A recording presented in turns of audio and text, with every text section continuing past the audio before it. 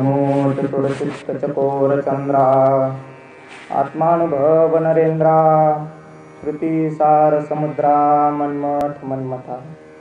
ॐ योऽन्तःप्रवेश मम वाचमिमां प्रसोक्तां सञ्जीवयत्यखिलशक्तिधरस्वधाम्नाम् अन्यंशहस्तचरणश्रवणत्वगादीन् प्राणान् नमो भगवते पुरुषाय तुभ्यं समचरणसरोजं सान्द्रनीलाम्बुदाभं जगन्नहितपाणिं मण्डलं मण्डलानां तरुणतुलसीमाला कंदरं कञ्जनेत्रं सदेदवलहासं विठ्ठलं चिन्तयामि अलङ्कारपुरी रम्यसिंहासनस्थं पदं भोजते जयसुरभिप्रदेशं विधीन्द्रादिदेवैस्तदा स्तूयमानं समाधिस्थमूर्तिं भजे ज्ञानदेवं नदी दिव्यगोदातटी सहा निवासी सदा प्रियजो सज्जन वैष्णवासी जयाठविता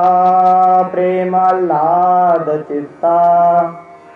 नमस्कार माझा सद्गुरु एकनाथा, नमो सद्गुरु तुकया ज्ञानदीपा, नमो सद्गुरु सच्चिदानंद रूपा, नमो सद्गुरु भक्त कल्याणमूर्ती, नमो सद्गुरु भास्करा पूर्णकीर्ती। सेवे लागी सेवक झालो तुमच्या लागलो निजचरणा, अहो स्वामी तुकया देवा यावरी न करावा भेरू दयाचे निआठवे। शब्दसृष्टी अंगवे सारस्वत आगवे जीवेसिये, वक्तृत्वा गोडपणे अमृताथे पारुखे मने, रस होती ओळंगणे अक्षरासी। भावाचे अवतरण अवतरविती निजखून, आता चढे संपूर्ण तत्वबोध ते श्री गुरूंचे पाय। जय हृदयी दिवसो निठाय, ते एवढे भाग्य होय उन्मेखासी, ते नमस्कारो आता। नमो चतुरचित्तचकोरचन्द्रा आत्मानुभव नरेन्द्रा श्रुतिसारसमुद्रा मन्मथ मन्मथा। प्रस्तुत प्राप्त प्रसंगी प्राप्त स्थळी प्रवचनरूपी सेवेकरता निवडलेली ओवी महान भगवत भक्त योग्यांचे मायबाप साधकांचे माऊली विश्ववंदित ज्ञानोबारायांची 10व्या अध्यायातील 4थ्या क्रमांकाची ओवी आहे। या ओवीतून ज्ञानोबारायांनी आपल्या श्रीगुरूंचं वर्णन करून आपल्या श्रीगुरूंना नमस्कार केलेला आहे। ओवीला अर्थाने पूजण्यापूर्वी अल्पसहा परिहार देणं वक्त्याचं अगदी कर्तव्य असतं। तो परिहार म्हणजे असा: माघशुद्ध चतुर्थी ते माघशुद्ध द्वादशी पर्यंत चालत असलेला हा आपला ज्ञानदानरूपी हरिमहोत्सव, कीर्तनरूपी महोत्सव, त्यामध्ये रामायण, प्रवचन, कीर्तन सर्व सप्ताह। कोरोनाची महामारी असली तरीही त्या महामारीचा विचार न करता आपण या ठिकाणी सप्ताह हा निर्विघ्नपणे पार पाडत आहोत।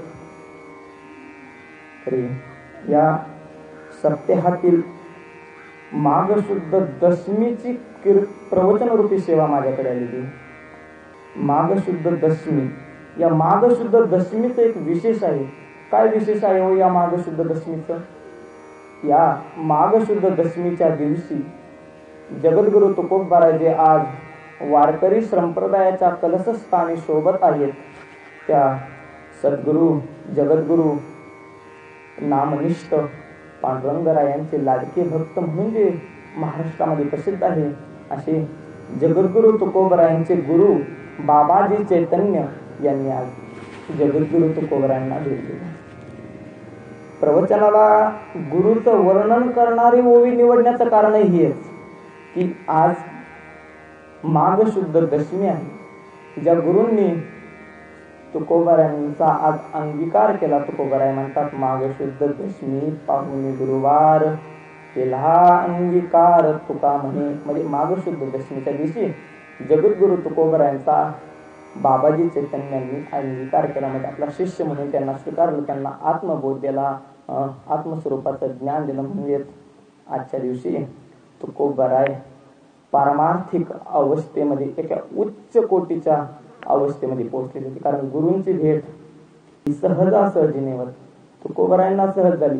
गुरुची भेट होण्याकरता, गुरुकडून ज्ञान प्राप्त करून घेण्याकरता भगवंताने उपाय सांगितला. तद्विधी प्रणिपातेन परिप्रश्नेन सेवया उपदिशन्ते ते ज्ञानम ज्ञानिनः तत्वदर्शिनः ज्ञानिनः तत्वदर्शिनः तज्ज्ञानम ते ज्ञानम तत्उपदिशन्ति.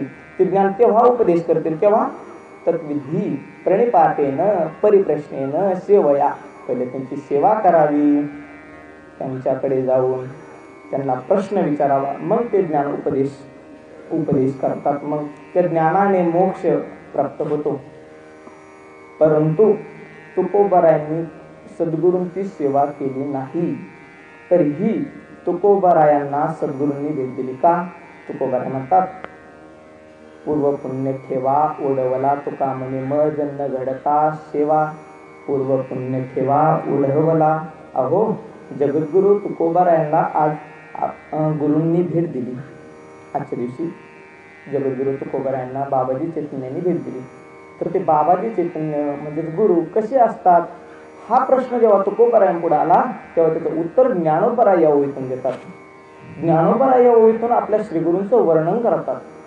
तसं सद्गुरूंचं वर्णन करणं, भगवंताचं वर्णन करणं म्हणजेच मंगल साधन असतं. मंगल ही ज्ञानोबा यांनी या ओळीतून साधलेलं आहे.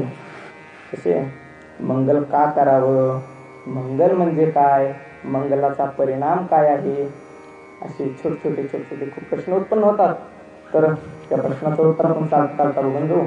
मंगल आपण हाती घेतलेलं काम निर्विघ्नपणे पार पडावं म्हणून जी क्रिया केली जाते त्याला मंगल म्हणावं. हे एक मंगल करण्याचं कारण आहे.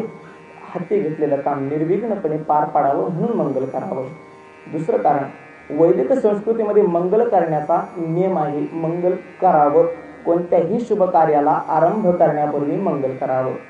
त्या मंगलाचे एकूण 3 प्रकार पडतात. वस्तुनिर्देश रूप मंगल, आशीर्वाद रूप मंगल आणि नमस्कार रूप मंगल. वस्तुनिर्देश रूप मंगल त्या मंगलाला म्हणतात.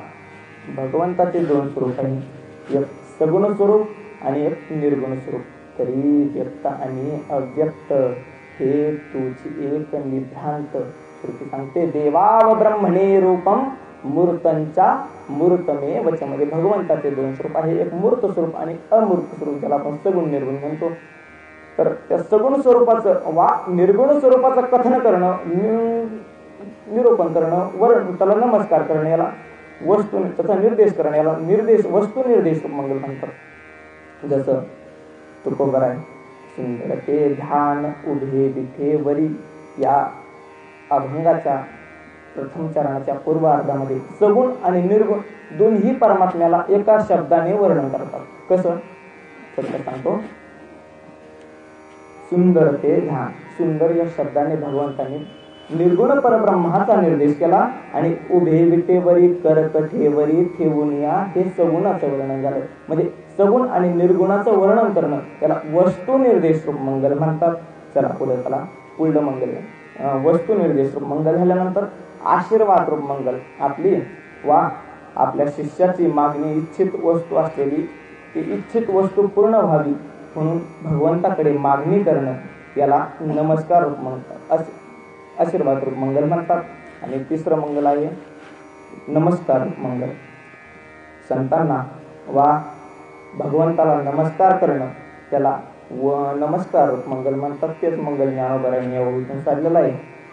नमस्कार रूप मंगल ज्ञानोबाराय म्हणतात, चतुर्चित्त चकोर चंद्रा नमो.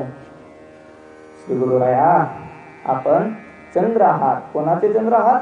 जे चतुर्चित्ताचे साधक आहे, म्हणजे चकोर रूपी जे चतुर्चित्ताचे साधक आहेत त्यांचे आपण चंद्र आहात. असे असलेल्या श्री गुरुराया चतुर्चित्त रूपी चकोराचे साधक, चकोर रूपी चतुर्चित्ताचे जे साधक आहे त्यांचे आपण चंद्र असलेल्या श्री गुरुराया आपणास नमस्कार असो.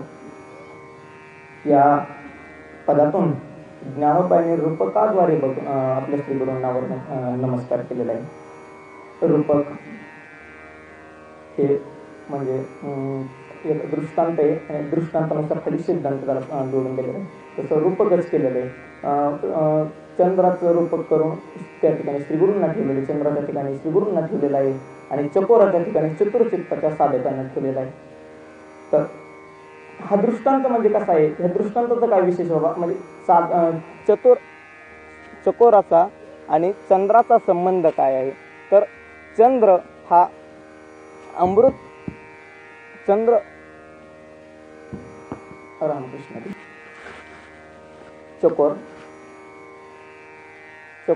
चकोरामध्ये एक विशेष असतं, तो चंद्रातलं अमृत सेवन करू शकतो. सर्वसाधारण मनुष्य चंद्रातील अमृत सेवन करू शकत नाही, परंतु चकोर जो असतो हा चंद्रातलं अमृत सेवन करतो. चंद्रामध्ये अमृत असतं, चंद्र हा अमृताने भिजलेला असतो, तो अमृताचा वर्षाव करत असतो. तर तो वर्षाव तो नेहमी करत राहतो, तो सर्वांकरता असतो, परंतु त्याचं सेवन सर्वांना करतात नाही. त्याचं सेवन करण्याकरता चकोर व्हावं लागतं. चकोरच त्याच्यातलं सेवन. आपण कोजागिरी पौर्णिमेच्या दिवशी दूध ठेवतो, त्यामध्ये चंद्राचं प्रतिबिंबही पडून देतो आणि नंतर त्याचं सेवनही करतो, परंतु अमृतानंतर अमृत पिल्यानंतर जे परिणाम व्हावे ते परिणाम मनुष्याच्या जीवनावर होत नाही. परंतु चकोर बाकीचं अन्नच खात नाही म्हणतात. हा फक्त पौर्णिमेच्या दिवशी पूर्ण चंद्र असला की त्या चंद्रातलं अमृत तो सेवन करत असतो आणि त्यानेच तो तृप्त होत असतो, पुष्ट होत असतो. तो अन्न खात नाही. म्हणजे अमृताचं सेवन सर्वांना करतात नाही. अमृत म्हणजे काय, ज्ञानोबा राजाचं वर्णन करतात. काळकुटाचे सहोदर जे मृत्यू देणे पेले अमर, परिदिवसाची पुरंदर 14 जाती. म्हणजे त्या चंद्राच्या ठिकाणी आपण श्रीगुरूंना ठेवलेला आहे. श्रीगुरूंच्या ठिकाणी अमृत आहे. कोणतं अमृत आहे हो, तर ज्ञानरूपी अमृत श्रीगुरूंच्या ठिकाणी असतं, ज्ञानरूपी अमृत. परंतु ते ज्ञानरूपी अमृताचं सेवन करत असेल तर चतुरचित्ताचं साधक व्हावं लागतं. चतुरा वाचून ज्ञान कोणाला ग्रहण करता येत नाही. ज्ञान ग्रहण करण्याकरता चतुरच असावं लागतं. भक्ती कोणालाही करता येईल, परंतु जर ज्ञान ग्रहण करत असेल तर चतुर व्हावं लागतं. चतुर म्हणजे काय, तर तसे चित्ताचे 2 प्रकार पडले. आता एक गावढळ चित्त आणि एक चतुर चित्त. गावढळ जे चित्त संसाराकडे धावतं ते गावढळ चित्त, आणि जे परमार्थाकडे धावतं त्याला चतुर्चित्त म्हणावं. वेदांतामध्ये जो ज्ञानाचा अधिकारी सांगितलाय तो या ठिकाणी चतुर्चित्ताचा साधक सांगितलेला. ज्ञानाचा अधिकारी कोण, ज्ञानाचा अधिकारी तर ज्या पुरुषाने या जन्मी वा पूर्वजन्मी निष्काम कर्म आणि निष्काम उपासना करून आपल्या अंतःकरणातील मल व विक्षेप या 2 दोषाची निवृत्ती केलेली आहे आणि आवरण निवृत्ती करता जो साधन चतुष्टय युक्त आहे तो या ज्ञानाचा अधिकारी आहे. मल आपल्या अंतःकरणामध्ये सर्वसाधारणतः सर्वांच्या अंतःकरणामध्ये 3 दोष असतात, मल, विक्षेप आणि आवरण. मल आहे कशाहून, मल हे पापाचं परिणाम असतं, पापाने मल तयार होतो. विक्षेप हा मनाचा स्वभाव आहे, मन चंचल असतं म्हणून विक्षेप अंतःकरणात असतो. आणि आत्म्यावर अनादी काळापासून आवरणही असतं. असे 3 चित्तामध्ये दोष असतात, मल असतात. तर त्याचं निवृत्ती करण्याकरता निष्काम कर्म आणि निष्काम उपासना सांगितली. मल आणि आवरण, मल आणि विक्षेप याच्या निवृत्ती करता निष्काम कर्म आणि निष्काम उपासना सांगितली. निष्काम कर्म केलं की अंतःकरणातील मल दोषाची निवृत्ती होते. निष्काम कर्म म्हणजे काय, निष्काम कर्म म्हणजे सरळ सांगतो, कर्म आपण जे कर्म करतोय ते कर्म सोडून दुसरं कर्म करायचं असं नाही. आपण जे कर्म करतो तेच कर्म करायचं, त्याचं फल घ्यायचं नाही असंही नाही, परंतु त्या फलाची अपेक्षा ठेवायची नाही. म्हणजे फलाच्या अपेक्षेचा त्याग याला म्हणतात निष्काम कर्म. त्या निष्काम कर्माने मल दोषाची निवृत्ती होत असते. आवरण दोषाची निवृत्ती करण्याकरता ध्यान करावं लागतं. कारण ध्यान करावं लागतं. ध्यानाने अंतःकरण स्थिर होत असतं. ध्यान म्हणजे काय, पंचदशिकार विद्यारण्य स्वामी वर्णन करतात. मूर्ती प्रत्यय सांतत्य अन्यांतरहितम धिय. ध्यानम, बस इथपर्यंत येतं, पुढे थोडं ध्यान.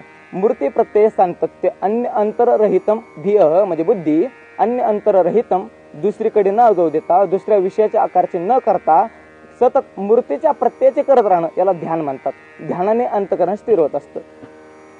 मूर्ती तसं वृत्ती ही प्रवाहिक असते, अनादी असते. तशी एकामागे एक वृत्ती उत्पन्न झाली की ती एका विषयाच्या आकाराची होते पुन्हा ती नष्ट होते आणि दुसऱ्या विषयाचा आकार धारण करते. वृत्ती ही आकार बदलत राहते, या विषयावरून त्या विषयाचा, त्या विषयावरून त्या विषयाचा आकार धारण करत असते. तर आकार धारण करत असते वृत्ती. ती वृत्ती ही बाहेर न जाऊ देता, वृत्ती बाहेर जाते. कशाने जाते? पंचज्ञानाने. हीच पाचेद्वारी ज्ञानाची धाव बाहेरी. ही जी ज्ञानरूप वृत्ती आहे ही ह्या 5 द्वारातून बाहेर जात असते. पंच ज्ञानेंद्रियाच्या द्वारे वृत्ती ही बाहेर जात असते. म्हणून पंच ज्ञानेंद्रियाचे द्वार बंद करून आतमध्ये आत्माकार वृत्ती करत राहणं याला म्हणतात ध्यान.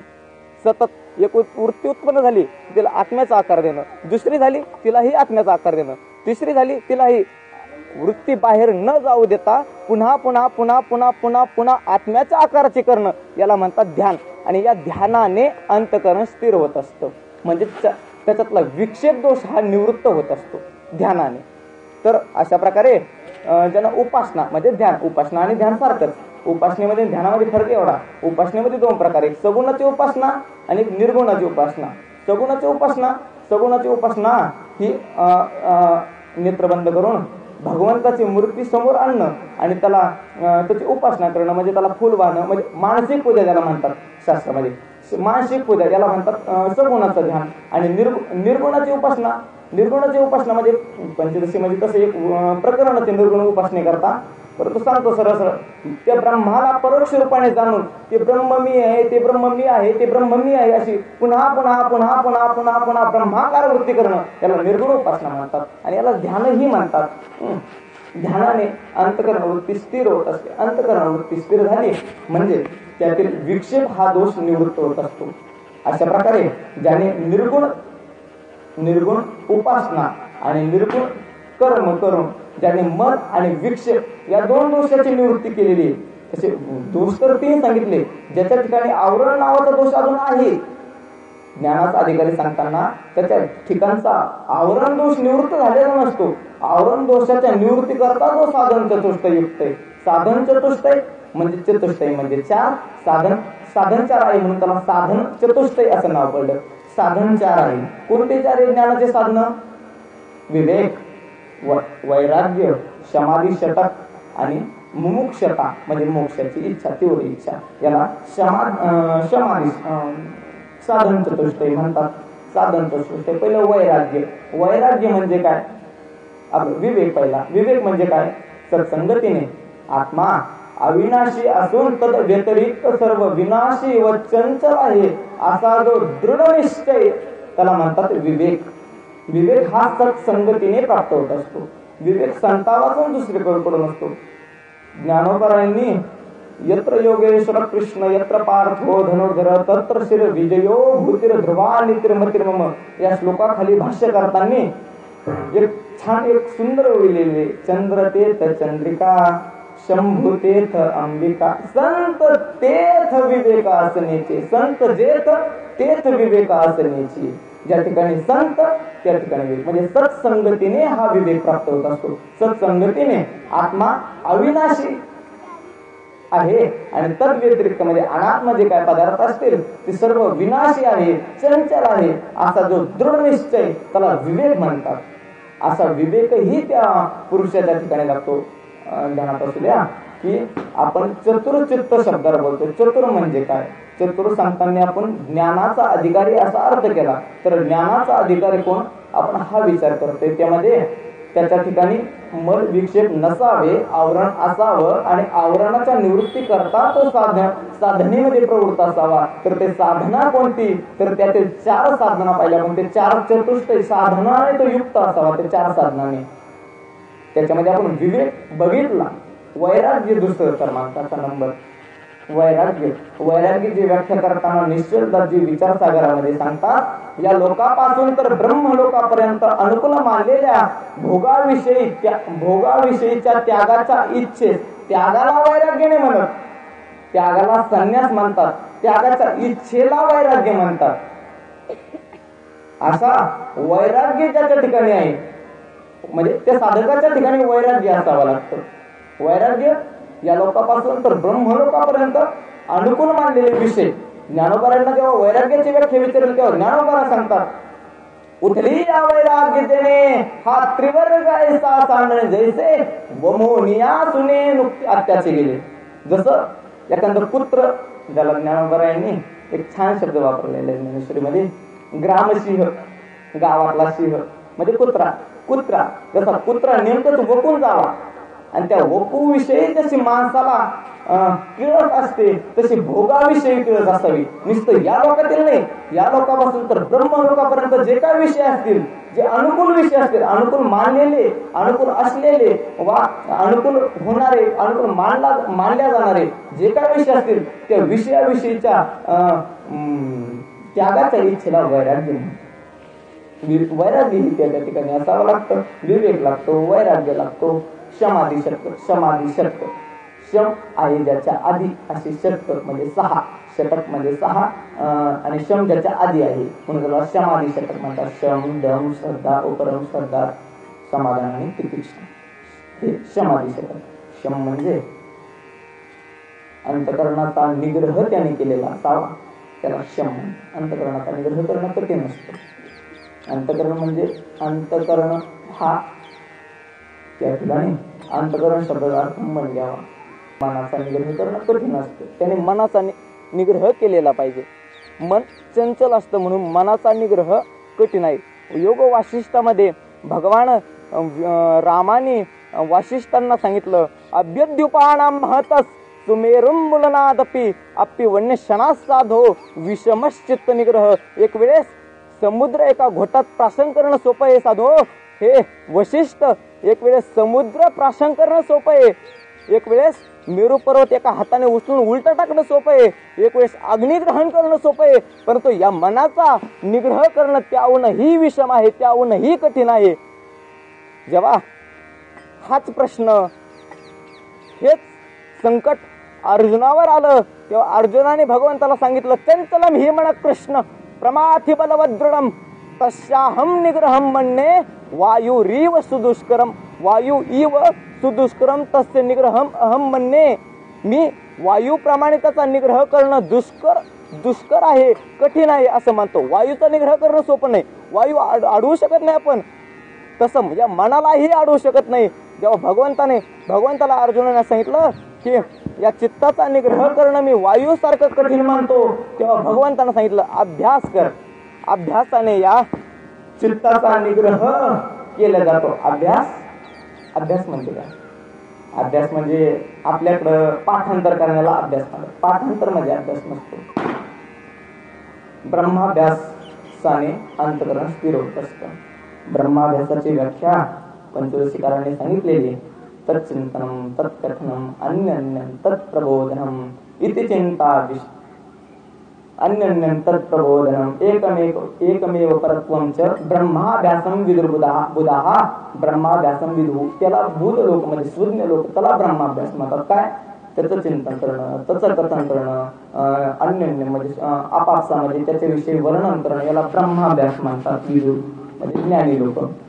या ब्रह्माभ्यासाने काय अंतकरणाचा निग्रह करता येतो. अंतकरणाचा निग्रह त्या साधूने केलेला असावा, तेव्हा तो सद्गुरूंकडे असलेलं ज्ञानरूपी अमृत सेवन करण्याकरता योग्य होऊ शकतो. नुसतं एवढंच असावं लागतं असंही नाही, पुढेही जावं लागतं. शम दम. दम म्हणजे आधी दमान इंद्रियाचं दमन करणं याला दम म्हणतात. इंद्रियाचं दमन त्याने केलेलं असावं लागतं. इंद्रियाचं दमन, शम दम, श्रद्धा, गुरुवर शास्त्रावर श्रद्धा. श्रद्धा परमार्थामध्ये फार महत्वाची. एक वेळेस आपल्याकडून नामस्मरण नसलं व कमी होत असेल तर चालेल, परंतु सद्गुरूवरील शास्त्रावरील श्रद्धा जाता कामा नये. भगवंताने ज्ञानाचा अधिकारी तो सांगितला, ज्ञान त्याला प्राप्त होत असं सांगितलं. भगवंत म्हणतात श्रद्धावान लभते ज्ञानम. जो श्रद्धावान आहे त्याला ज्ञान प्राप्त होत. श्रद्धावाना वाचून ज्ञान कोणालाही प्राप्त होत नाही. ज्ञान प्राप्ती करता श्रद्धा असावी लागते गुरुवर शास्त्रावर. आता नसते आपली, तो विषय वेगळा आहे, परंतु श्रद्धा असावी लागते. त्याच्यामुळे आपल्याला ज्ञान ग्रहण करता येत नाही, कारण आपली श्रद्धा कमी पडते. मला श्रद्धा जर असेल ना, कोणीच अडवू शकत नाही आपल्याला ज्ञान प्राप्ती करता. संसारातून तो सहज मुक्त होऊ शकतो जर श्रद्धा असेल तर. गुरुवर शास्त्रावर श्रद्धा असावी लागते. समाधान म्हणजे किंबहुना सोय जीव आत्मयाची आहे तया नाव सुख. म्हणजे सुखाची व्याख्या आहे ती समाधान. सुख याचा अर्थ शब्द आहे समाधान. मार्गही बसलेले आहे समाधानाची व्याख्या ते सांगायची गरज नाही, कारण त्यांच्याकडे बघितल्याबरोबरच समाधान होत. समाधानाची व्याख्या मला नाही आता तुम्हाला सांगायला लागेल, कारण समाधान म्हणजे आत्म्याचा आणि जीवाचा म्हणजे अंतकरण वृत्तीचा जेव्हा संबंध होतो त्या ठिकाणी जो आनंद होतो त्याला समाधान म्हणावं. समाधान आपण जास्तीत जास्त सुषुप्तीमध्ये अनुभवलेलं असतं, कारण तेव्हा अंतकरण हे अज्ञानामध्ये लीन झालेलं असतं आणि अंतकरण अज्ञानामध्ये लीन झालेलं असल्यामुळं अंतकरण वृत्ती नसते. म्हणजे वृत्ती ही चंचल असली की समाधान प्राप्त होत नाही, आणि अंतकरण वृत्ती स्थिर झाली वा लयात गेली तर जे होतं त्याला समाधान मानावं, त्याला तितिक्षा मानावं. समाधान तितिक्षा म्हणजे भूत पिशाच सुधा तृष्णा याच्यापासून जे दुःख उत्पन्न होतात ते कष्टा वाचून सहन करणे याला तितिक्षा म्हणतात. भगवंताने हे अर्जुनाला तितिक्षा तम तितिक्षस्व भारत. अर्जुना तितिक्षा कर. तितिक्षा परमार्थामध्ये करावी लागते. मला संसारामध्ये नाही केली तर चालेल, पण परमार्थामध्ये तितिक्षा महत्वाची असते. समाधान तितिक्षा उपरमाला उपरती म्हणतात. आपण त्याला संन्यासही म्हणतो. जे वेदविहित कर्माची जी साधना आहे, स्त्री पुत्र धन गृह यांचा विधीपूर्वक त्याग करणं याला संन्यास म्हणतात. उपरम म्हणतात. अशा समाधी षटकाने तो साधू युक्त असावा लागतो, तेव्हा तो ज्ञानाचा अधिकारी होऊ शकतो. एवढ्यावर वरही जावं लागतं. आपण साधन चतुष्ट काय म्हटलं, विवेक वैराग्य आणि समाधी षटक बघितली, राहिली फक्त मुमुक्षता. मुमुक्षता म्हणजे काय, मोक्षाच्या प्राप्तीची जी तीव्र इच्छा त्याला म्हणावं मुमुक्षता. ही मुमुक्षता ही त्या ठिकाणी असावी लागते, तेव्हा तो आपल्या सद्गुरूजवळ जे ज्ञान आहे ते ज्ञान ग्रहण करण्याचा अधिकारी होऊ शकतो. सद्गुरूंकडे ज्ञान असावं लागतं. जसं तो चकोर पक्षी आपल्या चंद्राकडून अमृत सेवन करतो, तेव्हा तसा हा साधक जो साधन चतुष्टयाने युक्त आहे, ज्याचा मन आणि विक्षेप गेलेला आहे, असा जो साधक आहे तो चंद्र स्वरूप असलेल्या आपल्या गुरु बशील जे अमृत स्वरूप असलेलं ज्ञान आहे ते ज्ञान ग्रहण करू शकतो. ते ज्ञान तो ग्रहण करू शकतो. असे चतुर्चित्ताचे जे साधक आहे त्या साधकांना अमृतपान करणाऱ्या श्री गुरुराया आपणास नमस्कार असो. अजून कसे ज्ञानोबा तुझे गुरु चतुर्चित्ताचे ते साधक आहेत. चकोर चित्ताचे जे साधक आहेत त्यांच्याकरता ते चंद्र आहे इथपर्यंत आम्हाला कळलं, पण अजून कसे तुमचे गुरु? ज्या गुरूंनी आज तुकोबारायांना भेट दिली ते गुरु कसे आहे अजून? ज्ञानोबराय म्हणतात नमो चतुर्चित्त चकोर चंद्रा आत्मा अनुभव नरेंद्रा. ते आत्म अनुभवाचे नरेंद्र. नर इंद्र म्हणजे नर म्हणजे मनुष्य, इंद्र म्हणजे राजा, म्हणजे ते राजे आहेत. राजे आहेत. कोणाचे राजे आहेत? कोणावर कोणत्या देशाचे राजे आहेत? तर ते आत्मा अनुभवाचे राजे आहेत. आत्मा अनुभव म्हणजे काय? आत्मा अनुभव बोलून जाताना आपण सहज बोलून जातो आत्मा अनुभव, पण जितका बोलायला तो शब्द सोपा आहे तेवढा मला नाही वाटत साध्य करायला सोपा असेल. खूप कठीण आहे माझं ज्ञान प्राप्त करून घेणं. आणि ज्ञान मग तुम्ही म्हणता कठीण कशाला पण त्याच्या मागे लागायचं, मग कशाला त्याच्या मागे लागायचं कठीण. तर ते आपला संसार करता वावर करतं मस्त खायचं प्यायचं आरामात राहायचं. काय प्राप्त काय गरज काय ते ज्ञान? त्या ज्ञानाची गरज आहे मला, कारण आपण जे अनादी काळापासून जन्म मृत्यूचं वाजरा व्याधी म्हातारपण याचं जे दुःख भोगतोय त्या दुःखाच्या पलीकडे जर जायचं असेल तर ज्ञानावाचून उपाय नाही. नामस्मरणाने ही मोक्ष प्राप्त होतो. तुकोबाराय म्हणतात हाती नाम मुखी हाती नाम मुखी नाम हाती मोक्ष ऐसे साक्ष बहुतांचे. मुखामध्ये नाम घेतल्यानंतर मोक्ष प्राप्त होतो, परंतु नामाने जो मोक्ष प्राप्त होतो हा साक्षात नामाने नाही होत, तो परंपरेने होत असतो. नामाने भगवंताची प्राप्ती होती. भगवंत ज्ञान देऊन त्याला मुक्त करत असतात. म्हणजे ज्ञानापासून मोक्ष भेटत नाही. पंचशिकार्थाच्या करता एक छानचं उदाहरण देतात. स्वप्रबोधम विना नैव स्वप्नम हीयते यथा. यथा ज्याप्रमाणे स्वप्रबोधम विना न एव स्वप्नम क्रियते. जसं आपण झोपलेलं असताना आपल्याला जर स्वप्न पडत असेल तर त्याचा नाश करायचा असेल तर जागी झाल्याशिवाय दुसरा उपाय नाही. तसं जर मोक्ष प्राप्त करायचा असेल तर ज्ञाना वाचून ज्ञानात एव कैवल्यम ज्ञानदेवातो कैवल्यम असं वाक्य. ज्ञानात एव म्हणजे सकारार्थ ज्ञानानेच मोक्ष प्राप्त होतो. ज्ञानानेच मोक्ष प्राप्त होतो म्हणून ज्ञानाची गरज आहे. तशा जे ज्ञान आहे ते जे ज्ञान आहे ते ज्ञानाचे तुम्ही राजे आहात. आत्मानुभव म्हणजे काय? वृत्तरत्नावलीमध्ये एक छोटस तक्ता आलेला आहे. अनुभव म्हणजे काय? अपरोक्ष ज्ञान सांगताना अनुभव शब्दाचा अर्थ होतो ज्ञान. आत्मानुभव नंतर बघू, परंतु अनुभव म्हणजे काय? अनुभव म्हणजे ज्ञान. तसे ज्ञानाचे दोन प्रकार, एक परोक्ष ज्ञान, दुसरं अपरोक्ष ज्ञान. परोक्ष ज्ञान म्हणजे प्रत्यक्ष नसतं. परोक्ष हे ज्ञान आहे परंतु त्याच्यात अनुभव नाही. जसं आता परोक्ष आणि अपरोक्ष ज्ञान पटावर म्हणून एक छोटासा दृष्टांत देतो. त्याचं वेदांतातला ते विकर्ताग्रामध्ये ऐकलं पहिल्यांदा 10 जण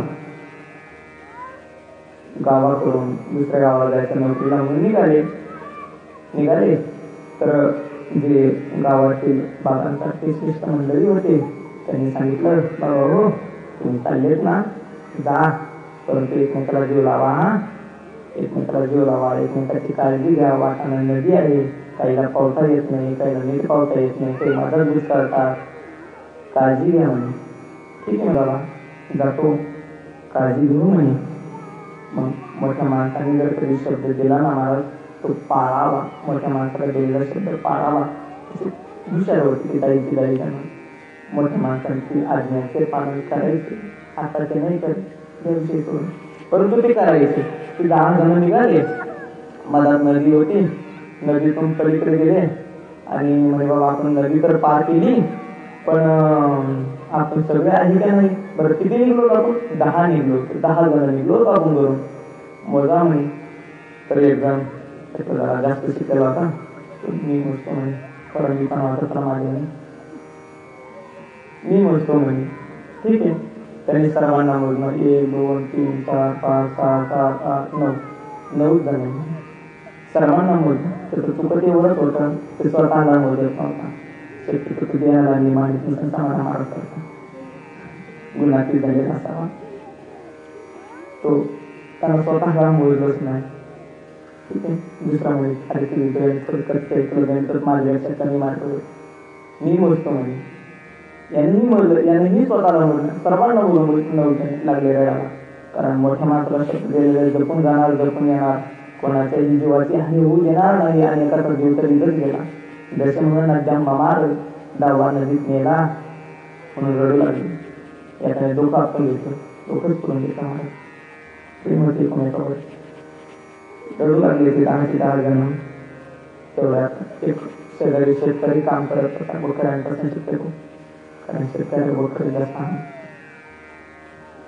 तो आला, त्याला काय रडताय बघू तरी जाऊन आला. तो त्याने विचारलं काय रडताय बाबा नो. म्हणे बाबा आम्ही 10 जण घरून निघाले होतो, आता 9 जण. त्याला कळलं. त्यांना मोजून दाखवले. मी 10 मोजले मला मोजून दाखवले. स्वतः मोजली बघितली 10 जण आहेत. तुम्हाला 10वा आहे, 10वा आहे हे जे ज्ञान झालं ना त्याला परोक्ष ज्ञान म्हणाल. 10वेचा त्यांनी अनुभव घेतला का?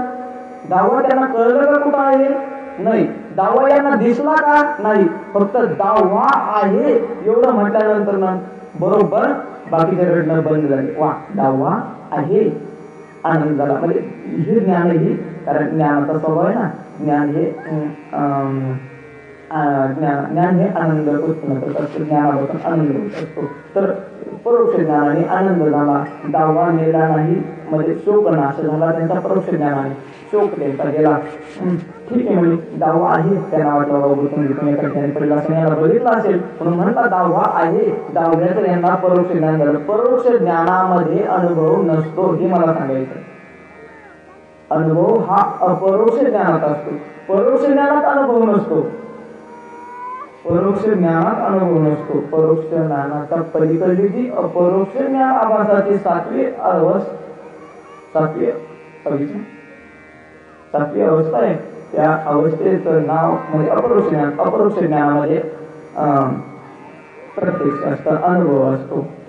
तर पुन्हा त्यांना परोक्ष रूपाने ज्ञान झालं. दहावा आहे म्हणजे इदम रूपाने जे ज्ञान असतं त्याला परोक्ष ज्ञान म्हणावं. आपल्याला स्वर्गाचं ज्ञान आहे, स्वर्ग आहे, स्वर्गामध्ये जे ताम्रत्व हे सिंहासन ऐरावता सारिके वाहन राजधानी भुवन अमरावती. हे अमरावतीचं स्वर्गाचं आपल्याला ज्ञान आहे, परंतु अपरोक्ष रूपाने अनुभव रूपाने आहे हो नाही, परोक्ष रूपाने आहे. स्वर्ग आहे, स्वर्गामध्ये अमृत सेवन करतात, तिथं कामधेनूची खिल्लार आहेत, काय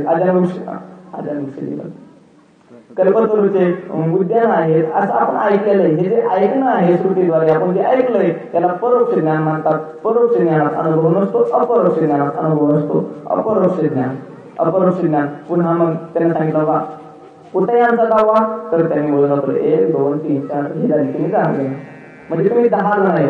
मग जो मोजत होता त्याला काय ज्ञान झालं, मी दावा आहे. गणित्वा स्वयंसह स्वयमेव दशमं स्मरेत. त्याला स्वतः सोबत जेव्हा पुन्हा पूर्णांना बोललं तेव्हा त्याला काय स्मरण झालं, मीच दावा आहे. म्हणजे त्याला माझं स्वतःच अपरोक्ष रूपाने ज्ञान तरी झालं जेव्हा दुसऱ्याला करून दिलं. तसंच सद्गुरु हे आपलं ज्ञान आपल्याला अपरोक्ष रूपाने करून देत असतात. दुसऱ्याचं ज्ञान नाही करून देत माझं सद्गुरु, स्वतःच ज्ञान करून देत असते. विषयांतर होईल आपला विषय चालू अनुभव. अनुभव म्हणजे काय, तर अपरोक्ष ज्ञान म्हणजे अनुभव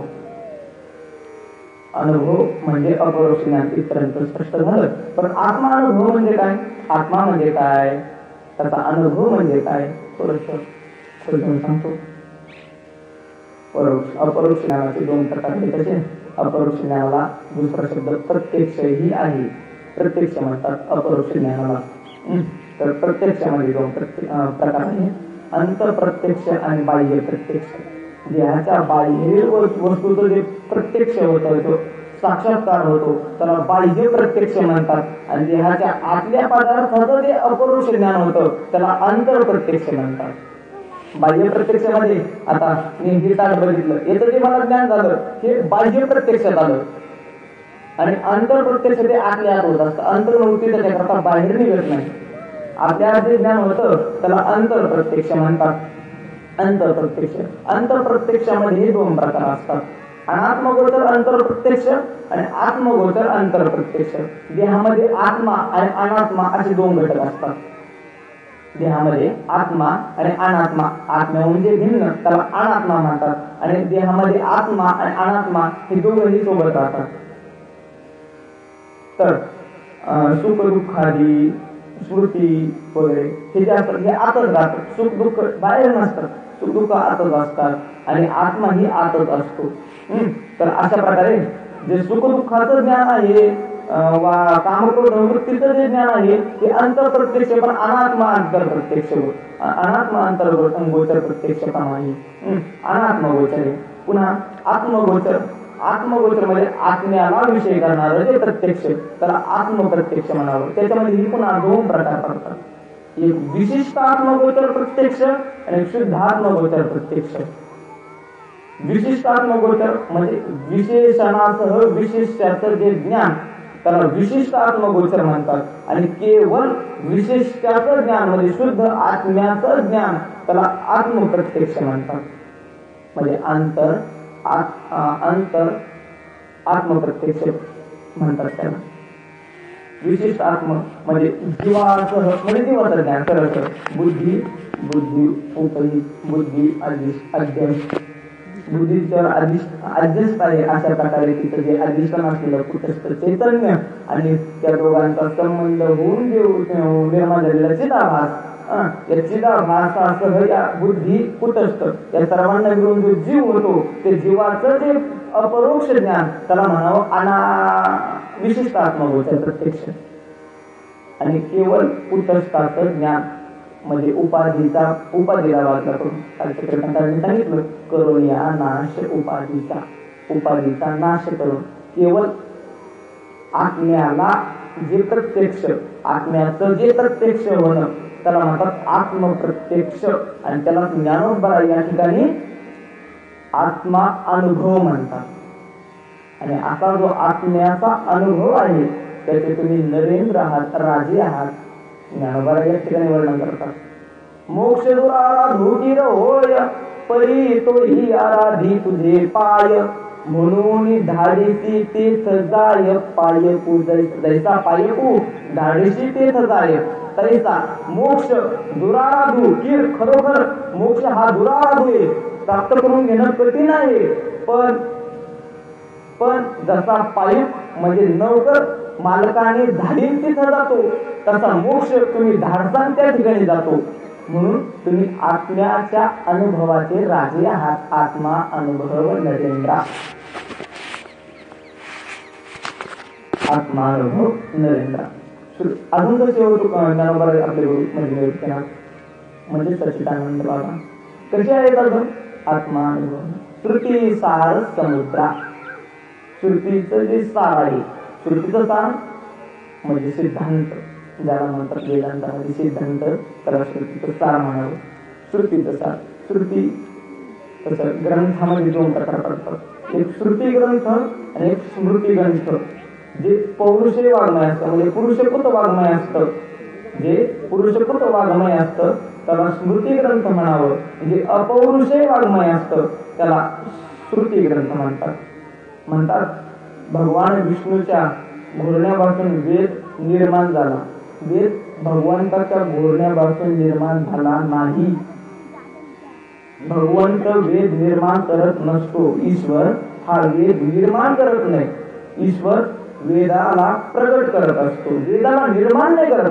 ईश्वराच्या घोरण्यापासून वेद ब्रह्मदेवाने घेऊन घेतला हे खरं आहे, परंतु त्याला निर्माण नाही केला. निर्माण कशाला म्हणतात? ज्याचा प्रागभाव आहे त्याची निर्मिती होऊ शकते, ज्याच्या पूर्वी अभाव होता त्याची निर्मिती होऊ शकते. वेदाचा अभावच नसतो, लयात जातो तो, अविद्येमध्ये लीन होतो प्रलयाच्या वेळेला, परंतु त्याचा अभाव नसतो. लीन झालेली वस्तू नष्ट होत नसते, तिचा अभाव होत नसतो, ती असते, फक्त सूक्ष्म अवस्थेत राहते. आणि ते सूक्ष्म अवस्थेतला आपल्या तुमच्यासारख्याला कळत नाही. म्हणून भगवंताच्या घोरण्यापासून कल्पाच्या सुरुवातीला तो वेद पुन्हा प्रगट होतो, परंतु प्रगट होतो, निर्माण नाही होत. अहो या सृष्टीमध्ये साहजिक आहे की ईश्वराच्या घोरण्यापासून वेद निर्माण झाला, परंतु तो मागल्या सृष्टीत हा तुम्ही या ठिकाणी मुद्दा मांडला, ठीक आहे, साहजिक आहे. मागल्या सृष्टीत कुठून आणता वेद? कुठून आणता वेद? कारण मागल्या सृष्टीत ही भगवंताने असंच केलं असणार ना, मागल्या कल्पाच्या सुरुवातीला. तर तेव्हा कुठून आला वेद? तर त्याच्या मागल्या. अहो ठीक आहे, असं मागे तुम्ही जाणार, पण मागे जाऊन कुठं जा? जी विश्व उत्पत्तीच्या पूर्वी, सर्वात पूर्वीची जेव्हा विश्व उत्पत्ती झाली तेव्हा कुठून आणलं तुम्ही वेद? तर विश्व हे अनादि, माया ईश्वर हे अनादि, त्याचा नाश होतो, अनंत नाही पण अनादि.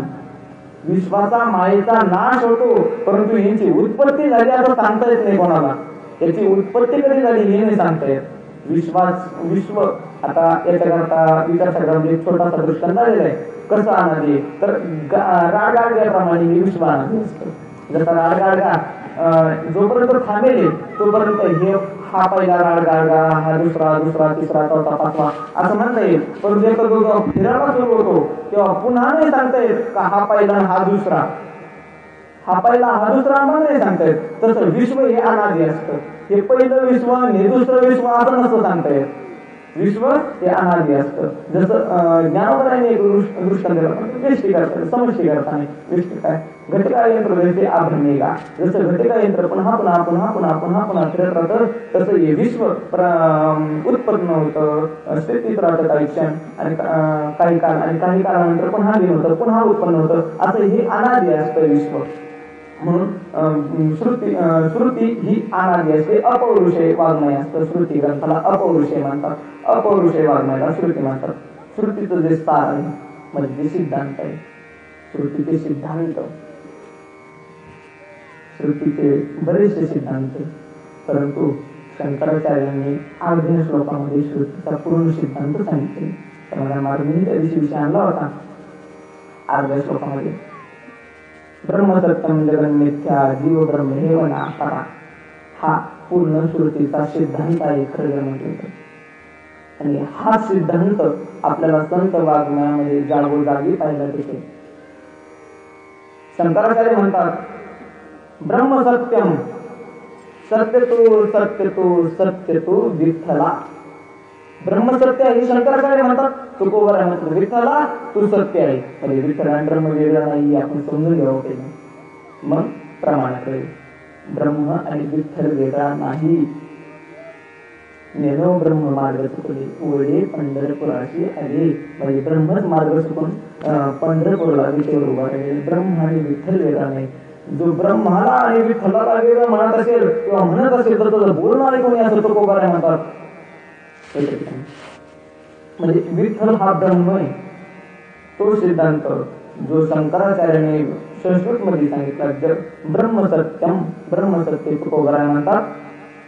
विठ्ठल सत्य म्हणजे ब्रह्मसत्य हा झाला वेदांताचा सिद्धांत. आणि हा सिद्धांत तुकोबरायांचा क्षणोक्षणाला आपल्याला जर आपण गाथेचं चिंतन करायला लागलो ना तर हा सिद्धांत आपल्याला सापडेल. याचा प्रवचनात सांगणं शक्य नाही, माझ्याही सगळ्या गाथा पाहत नाही, परंतु जे गाढे अभ्यासक आहे गाठ्याचे वा ज्ञानेश्वरीचे पसंत वाङ्मयाचे तर त्यांना जाणून येईल असं की वेदांताचे सिद्धांत हे संतांच्या वाङ्मयामध्ये प्रत्येक पदामध्ये नव्हे प्रत्येक शब्दामध्ये आहे. समाधान महाराजांनी त्या दिवशी सांगितलं की जे दशोपनिषदामध्ये सांगितलेले तेच नाथ महाराजांनी हरिपाठात सांगितलेले त्या दिवशी बोलून गेले तेच मी बोलतो पुन्हा. जे दशोपनिषदामध्ये नव्हे जे संपूर्ण वेदामध्ये, दशोपनिषद हा वेदाचा अंत्यभाग आहे. कलशस्थान हे मान्य आहे परंतु हा वेदाचा अंत्यभाग आहे. परंतु वेदामध्ये पूर्ण वेदामध्ये जे सांगितलेले ते माझ्या ज्ञानोबरांनी तुकोबरांनी क्षणोक्षणाला प्रत्येक पदामध्ये सांगितलेले. म्हणून तुम्ही श्रुतीचं जे सार आहे ना त्याचं समुद्र आहे. शंकराचार्य ब्रह्मसत्य जगन मिथ्या, जगताला मिथ्या सांगितलं. तुकोबराही ते सांगतात. तुका म्हणे पाहता पाहिले स्वप्नीचे चैले जाईल रया. लया वाला रया म्हणजे अरे पाहता पाहिले जे काय बघितलेलं आहे, जे काय दिसतंय ते स्वप्नीचं जागे झाल्यानंतर जसं स्वप्न लयाला जातं ना. मला स्वप्नामध्ये किती काही आपण स्वप्न बघा दिसतो किंवा चांगलं एखादा स्वप्नामध्ये जर मंत्री झाला, राजा झाला, स्वर्गाचा राजा झाला वा ब्रह्मदेवही झाला तर जागी झाल्यानंतर क्षणाभरही ते ब्रह्मत्वाचा आनंद भेटत नाही का. स्वप्नीचे चैले जाईल काय, स्वप्नातलं जागी झाल्यानंतर लयाला जात असतं, नष्ट होत असतं. तसं ते जगत जे दिसतंय जे दिसणार आहे ते संपूर्ण लयाला जाणार आहे. म्हणजे जगत मिथ्या, जगन मिथ्या हा सिद्धांत तुकोबराच्या या पदामध्ये आपल्याला दिसेल. ब्रह्मसत्यम जगन मिथ्या जीव ब्रह्म हे नापरा. जीव आणि ब्रह्म वेगळा नाही. तुकोबरायांना जेव्हा साधकांनी विचारलं तुकोबराय कोण आहात तुम्ही, तुकोबरायांनी नाही सांगितलं की मी बोलोबा पुत्र तुकोबा आहे म्हणून. तुकोबरायांना जेव्हा विचारलं कोण आहे तुकोबराय तुम्ही तर तुकोबरा मी वासुदेव तत्वता कळविल, मी वासुदेव आहे, मी वासुदेव आहे. मी तुकोबराय असे नाही म्हणले, तुकोबराय मी वासुदेव म्हणले. कारण जीव ब्रह्म हे नापरा, अपरा हा न. जीव अपर म्हणजे वेगळा, न म्हणजे नाही, म्हणजे जीव आणि ब्रह्म वेगळा नाही.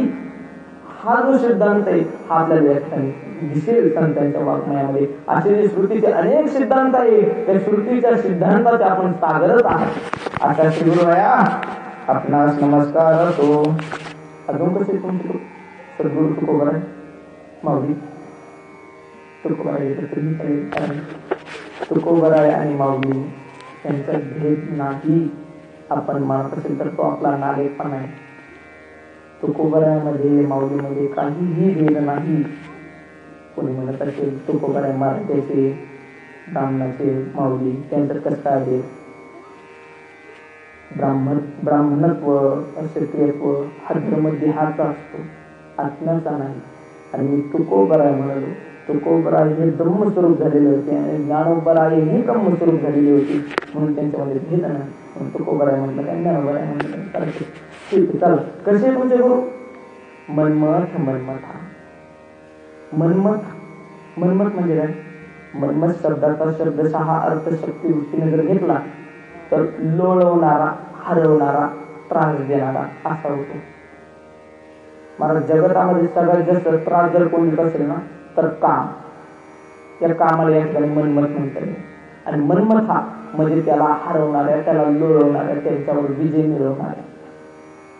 कामावर ज्यांनी विजय मिळवला असे जे माझे श्री गुरु आहेत त्यांना नमस्कार असतो. काम हा मनमथ आहे, त्रास देतो. खूप जणांना त्रास दिला. नाथबाबांनी एका रूपकाद्वारे त्याचं छान वर्णन केलेले. एडका मदन तो केवळ पंचा दर कमाडी शंकरा तिला दम्यांचा माथेरा. म्हणजे एडक्याच्या रूपकाने त्याचं वर्णन केलेले. हा काम त्रास देतो लोकांना. अशा प्रकारच्या कामाला त्रास देण्याचा, त्या कामावर विजय मिळवणारे माझे गुरु आहेत. कामाचं स्वरूप काय, कामाचं कारण काय, कामाचं कार्य काय, थोडक्यात बघून तर वेळही नाही आपल्याजवळ. कामाचं स्वरूप सांगताना पंचदशीकार वर्णन करतात. विदम्यस्या इच्छा कामशक्ती इति इच्छा कामशक्तीता.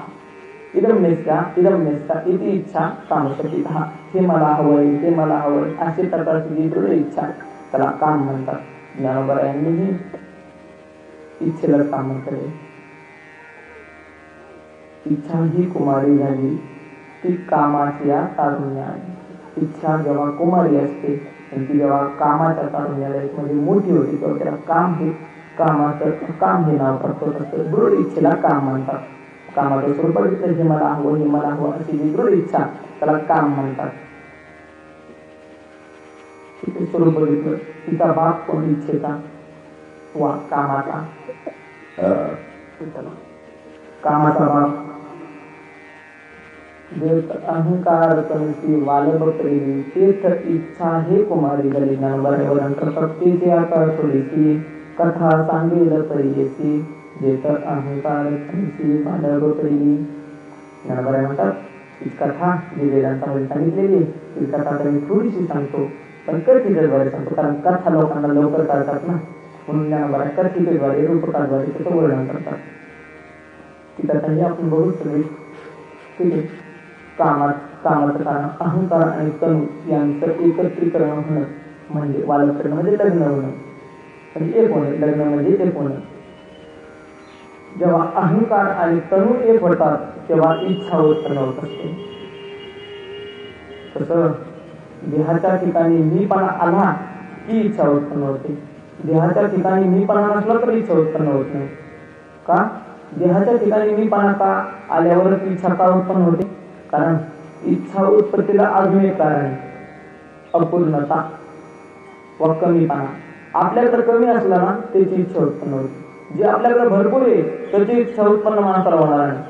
किंवा आपल्याला जे आपल्याकडे कमी आहे असं वाटतं, कारण पैसा माणसाकडे असला तरी पण माणसाला इच्छा होते ना, म्हणून आपल्याला आपल्याकडे जे कमी आहे असं वाटतं काय, त्याची इच्छा उत्पन्न होत असते. आणि देह हा पूर्ण कधीच नसतो, अपूर्णच असतो.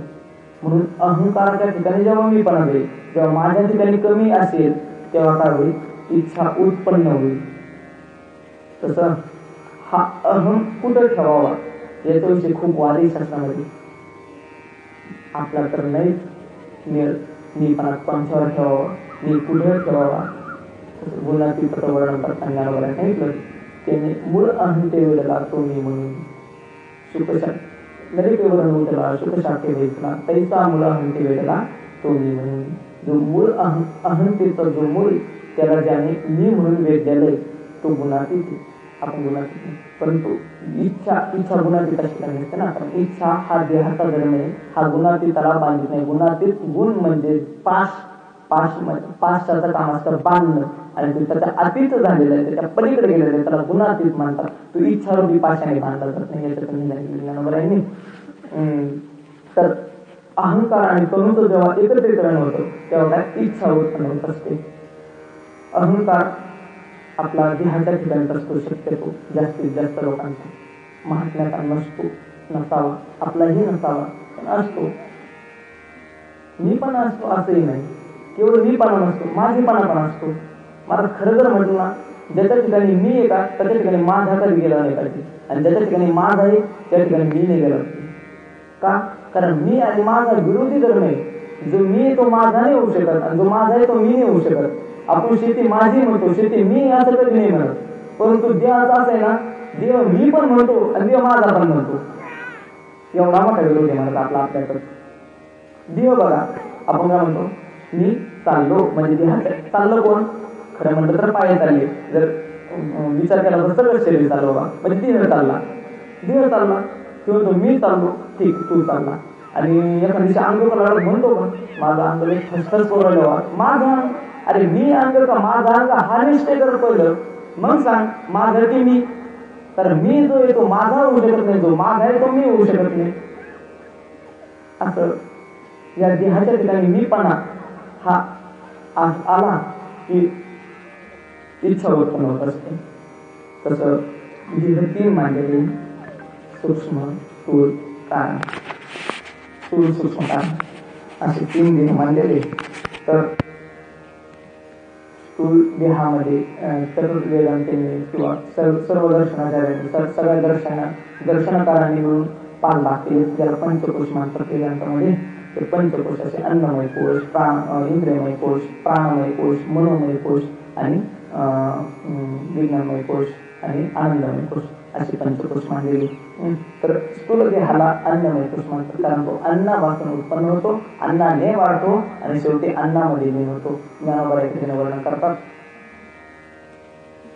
ही काळनाळाची तोंडी, घातली लोण्याची उंडी, माशी पाक पाकुली चव हे सरे याच्या पुढे ज्ञानोबा म्हणतात, झाली पानावर पडे तरी ते दिसतात. हे अन्नापासून उत्पन्न होतं, अन्नात लीन होतं आणि अन्नानेच वाढतं, म्हणून याला अन्नमय कोश म्हणतात. स्थूल शरीराला. सूक्ष्म शरीरामध्ये इंद्रिय, मन आणि बुद्धी हे 3 प्रकार पडतात. त्याच्यात इंद्रिय कोणी या स्थूलाच्या ठिकाणी मीपणा ठेवतो, कोणी म्हणतात देह तोची देव, भजनती भक्ती, मरणते मुक्ती, पाखंड्याच्या मते रामानुजाचार्यांचे रामानुजाचार्यांच्या मते ती देहच आत्मा आहे. देहाला ते आत्मा मानतात. तो देहाला त्यांच्या करता देह जोडतो आणि भाकर खाण्यामध्ये भक्ती असते, म्हणजे मुक्ती असते, म्हणून ते जास्त पाप करतात नव्हते. कारण पुन्हा जन्मती मांडित नाही, पुनर्जन्मती मांडित नाही. मानावा का नाही मानावा हा तुमचा प्रश्न. पुनर्जन्मती मांडित नाही, ठीक आहे.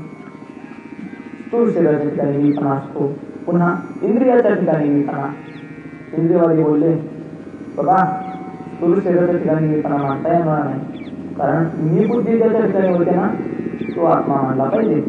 कारण मीपणा हा आत्म्याच्या ठिकाणी होत असतो. आत्मा म्हणजेच मी, आत्मा शब्दाचा अर्थच मी होतो. तर ज्याच्या ठिकाणी मी बुद्धी होते त्याला मी म्हटलं पाहिजे. तर मी बुद्धी ही इंद्रियाच्या ठिकाणी होती, कारण मी बघतो, मी चालतो, मी बोलतो, ही इंद्रिय बोलतात, इंद्रिय पाहतात, म्हणून इंद्रिय काय आत्मा आहे. म्हणजे काही जण इंद्रियांना आत्मा मानतात, काही जण मनाला आत्मा मानतात. कारण उपासकांचं मत असे, मन एव मनुष्यानां कारणं बंधमोक्षयोः. असं असल्यामुळे मनच मनुष्याच्या मोक्षाला आणि बंधाला कारण आहे, म्हणून मनाला काय आत्मा मानलं पाहिजे असं उपासक बोलले. पुन्हा त्यांचं खंडन करणारे पुढे बुद्धीला आत्मा मानणारे म्हणजे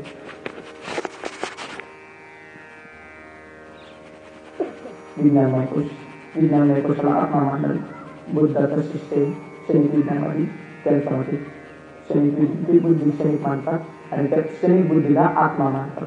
ते म्हणे बाबा, मन हे बुद्धीचं बुद्धीपासून उत्पन्न होत असतं. मन ही बुद्धीची एक वृत्ती,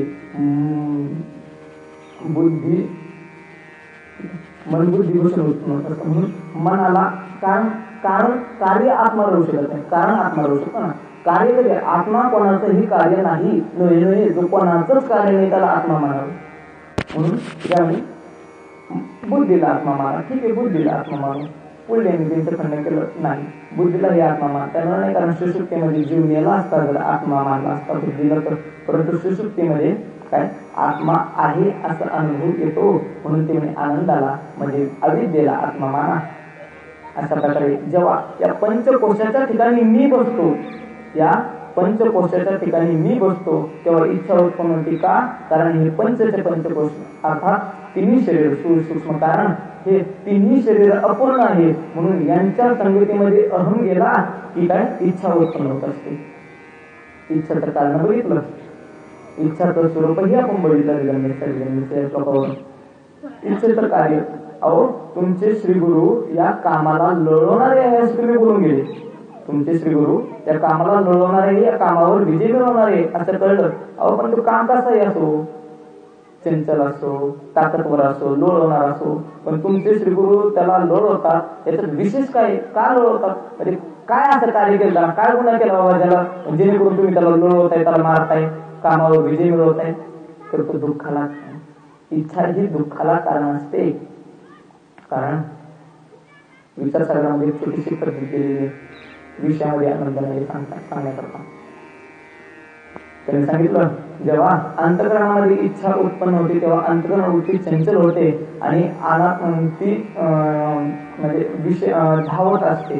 कारण चंचल झाल्यानंतर ते धावणार, आणि अंतःकरणवृत्ती चंचल झाली की दुःख उत्पन्न होतं, आणि ती जेव्हा स्थिर होते विषय प्राप्त झाल्यानंतर तेव्हा काय आनंद होतो. म्हणजे दुःखाला कारण काय इच्छा. ज्ञानोबा पुढे वर्णन करतात, त्या रूपकाद्वारे ज्ञानोबा पुढे वर्णन करतात. जे अहंकार तनुची वाढत पडली तेच इच्छा ही कुमारी झाली, द्वेषाची मांडलेली वराडी. तिथं द्वेषाशी लग्न लावलं गेलं, द्वेषाशी तिचं ऐक्य झालं. जर इच्छेचं आणि द्वेषाचं, इच्छाचं आणि द्वेषाचं लग्न केव्हा लागतं, ती घटिका कोणती हे जर सांगत झालं, जेव्हा इच्छा पूर्ण होत नाही ना तेव्हा द्वेषाचं आणि इच्छेचं लग्न लागतं. जेव्हा एखाद्या विषयी आपल्याला एखाद्या वस्तूच्या प्राप्तीची आपल्याला इच्छा आहे आणि ती जर प्राप्त होत नसेल तर त्या ठिकाणी द्वेष उत्पन्न होतो. ज्ञानोबरांनी एक गोष्ट सांगितली, ते तर जोडे ऐसा जोडा वापरे, इच्छिले आई सांगडे, इंद्रिया अमिशन जोडे, ते तर जोडे ऐसा जो डाव पडे तोच द्वेषू. दोषाची व्याख्या करताना ज्ञानोबरा बोलतात, आपण एखाद्या विषयाची इच्छा केलेली आहे, ते विषयाची आपल्याला जर प्राप्ती झाली नाही तर विषयाच्या प्राप्ती करण्याकरता जो आडवा आला, जो मधात आला, त्याच्या विषयीची भावना होते ना त्याला द्वेष म्हणावं. इच्छा आणि द्वेष यांचं लग्न झालं, या दोघास्तव जन्मला ऐसा द्वंद्व मोह झाला. या दोघांपासून द्वंद्व मोह उत्पन्न झाला. द्वंद्वाविषयीचा मोह, द्वंद्व म्हणजे काय, सुख दुःख पाप पुण्य राग द्वेष असे, म्हणजे ते द्वंद्व म्हणजे विरोधी धर्म, त्याला द्वंद्व म्हणतात. या द्वंद्वाविषयीचा मोह म्हणजे सुखाविषयी मोह, दुःखाविषयी नसतो आपल्याला माहिती, परंतु सुख दुःखाविषयी मोह असं म्हटलं जातं. द्वंद्वाविषयी मोह हा द्वंद्व, त्या ठिकाणी द्वंद्व मोह जन्म घेतो. द्वंद्व मोह, त्या द्वंद्व मोहाचं वर्णन करायला ज्ञानोबा तो नियमही नाही, ताकद वगैरे आशारसे द्वंद्व झाला साखा, तो आशेचा रसून पुष्ट झालेला असतो द्वंद्व मोह, म्हणून तो काय ताकदवर असतो. धृतीची सदा प्रतिकूल नियमाही ना गेले सरू, आशारसे द्वंद्व झाला साता, तो धृतीच्या विरोधात असतो. धृती ही ना गेली सरू, आशेचा असतो, इच्छेचा असतो, म्हणजे इच्छा त्याची आई आहे ना, म्हणून इच्छेचा असतो तो साता झालेला असतो, पुष्ट झालेला असतो द्वंद्व मोह. त्याने काय केलं, त्याने पराक्रम केला, मोठा पराक्रम केला. तिने भावशुद्धीचे वाटे विखुरले विकल्पाची काटे, चिरिले अवघाटे अडमार्गाची. त्याने काय केलं, भावशुद्धीची जी वाट होती, जी मोक्षाकडे नेणारी मार्ग होती, ते वाटेवर काटे टाकली. त्या द्वंद्वमोहाने काटे टाकले, पण त्या मार्गावर मोक्षाकडे म्हणजे आनंदाकडे नेणारा जो मार्ग होता त्या मार्गावर काटे टाकले. आणि चिरिले अवघाटे अडमार्गाची, व्यर्थ वाटा ज्या रानात नेतात वा चोराकडे नेतात अशा वाटा त्यांनी निर्माण करून ठेवल्या. त्याच्यामुळे तेने भूते भांबावली, त्यामुळे भूत भ्रमिष्ट झाले. संसाराच्या आडवामध्ये पडली, म्हणजे संसाराच्या आड मार्गाला लागली आणि महादुःखाच्या घेतली दांड्यावरी. आणि महादुःख त्यांना जे भोगावं लागलं त्याला कारण कोण, इच्छा. इच्छा ही दुःख उत्पन्न करते, म्हणून श्रीगुरु त्याच्यावर विजय मिळवतात. कसे मिळवतात, त्यांचे शिकार विद्यारण्य स्वामी या ठिकाणी बोलतात. किमिच्छन कस्य कामाय, इच्छातीत तो होतो. किमिच्छन कस्य कामाने इच्छेचा निरोध केलेला आहे निश्चलतेने विद्यार्थी स्वामींनी. किमिच्छन कस्य, तो कशाची इच्छा करेल, कस्य काम आहे, कशा करता शरीर म्हणून शरीरासोबत संतप्त होईल. कोण? आत्मानंचे द्विजानीय दैमस्मीति पुरुष अयम अस्मी. पुरुष म्हणजे मनुष्य, अयम अस्मी मी आहे असं आत्मान विजानीय चेत, जर तो असं आत्म्याला जाणेल का तो मी आहे, तर तो कशाची इच्छा करणार नाही. आपण पंचकोशाच्या ठिकाणी मी कसा हे बघितलं, पंचकोशाच्या ठिकाणी मी बसतो हे आपण बघितलं. परंतु या पंचकोशाच्या जो पलीकडे ज्याला आत्मा म्हणतात, ज्याला परमात्मा म्हणतात, ज्याला आपण देव म्हणतो, त्या देवाला जेव्हा मी आहे असं जर पुरुष झाले तर किमिच्छन कशाची इच्छा झाली, तो कशाची इच्छा करणार आहे. म्हणजे इच्छातीत होण्याकरता आत्म्याला मी रूपाने जाणावं लागतं. असं माझ्या श्री गुरूंनी आत्म्याला मी रूपाने जाणलेलं आहे. म्हणून मनमथ अशा प्रकारे कामावर त्यांनी विजय मिळवलेला आहे, तर कामाला लढवलेले. अशा श्रुती चतुर्चित्ताचे जे साधक आहेत त्यांचे चंद्र असलेले, आत्मा अनुभवाचे राजे असलेले, श्रुती साराचे समुद्र असलेले आणि ज्यांनी कामावर विजय मिळवला असे जे माझे श्री गुरु निवृत्तीनाथ हे अर्थात सच्चिदानंद बाबा आहेत, त्यांना नमस्कार. नमो चतुर्चित्त चकोर चंद्रा, आत्मा अनुभव नरेंद्रा, श्रुती सार समुद्रा, मनमथ मनमथ.